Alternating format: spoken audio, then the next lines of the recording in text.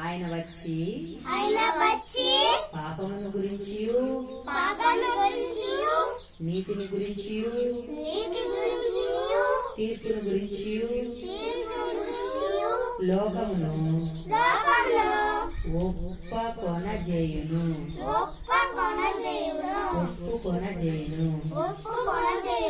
లోకమును ఒప్పుకొనజేయును.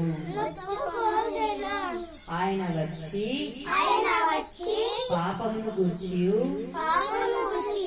నీతిని గూర్చి తీర్పును గూర్చి లోకమును ఒప్పుకొనజేయును. ఆయన వచ్చి పాపమును గూర్చి నీతిని గూర్చి తీర్పును గూర్చి లోకమును ఒప్పుకొనజేయును. హల్లెలూయా.